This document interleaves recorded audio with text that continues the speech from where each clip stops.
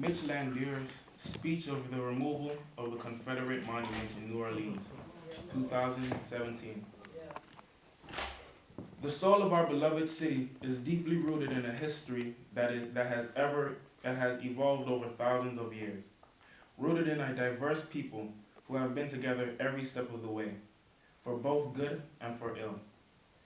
It is a history that holds its heart in the stories of Native Americans, the Choctaw Haoma Nations, the Chitimacha of Hernando de Soto, Robert Cavalier, Sir de la Salle, the Acadians, the Islenos, the enslaved people from Senegamba, free people of Colorix, the Haitians, the Germans, both empires of France and Spain, the Italians, the Irish, the Cubans, the South and Central Americans, the Vietnamese, and so many more. For America and New Orleans, it has been a long, winding road marked by great tragedy and great triumph. But we cannot be afraid of our truth. As President George W. Bush said at the dedication ceremony for the National Museum of African American History and Culture, a great nation does not hide its history. It faces its flaws and corrects them. The historic record is clear. The Robert E. Lee, Jefferson Davis, and PGT Beauregard statues were not erected just to honor these men, but as a part of the movement which became known as the Cult of Lost Causes. This cult had one goal, through monuments and through other means, to rewrite history and hide the truth, which is that the Confederacy was on the wrong side of humanity. First erected over 166 years after the founding of our city and 19 years after the end of the Civil War, the ideals of a defeated Confederacy. Okay, my bad. The monuments that were took down meant to rebrand the history of our city, and the ideals of a defeated Confederacy. It is self-evident that these men did not fight for the United States of America. They fought against us. They may have been warriors, but in this cause they were not patriots. The statues are not just stone and metal. They are not just innocent remembrances of benign history.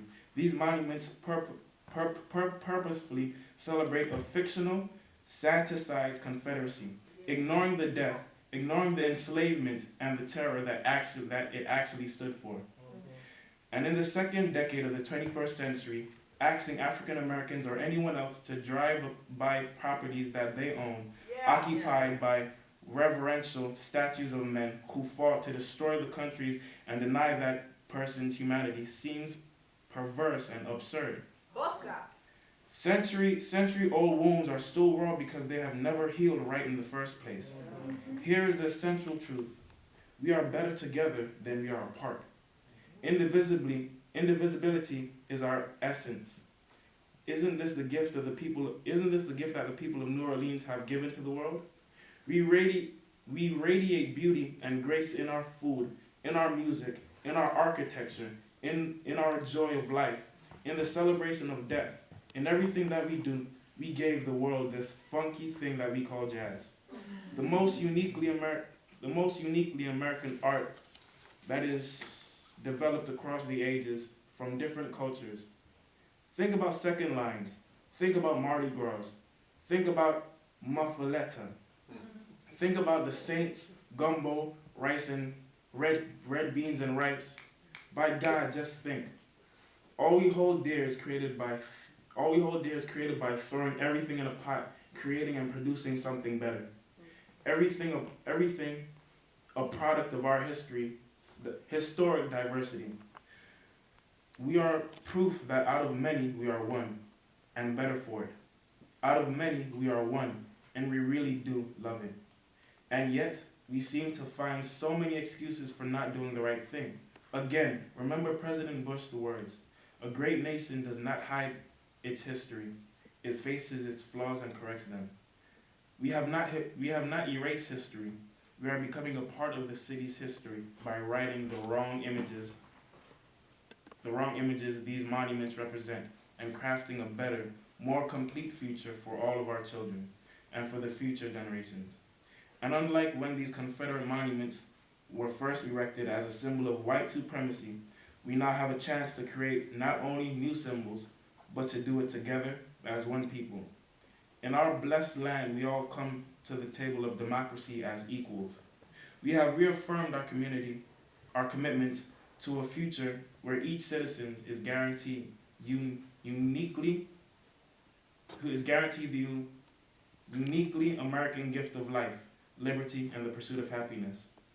That is what makes America great today, and more important than ever, to hold fast these values and together say a self-evident truth that out of many we are one.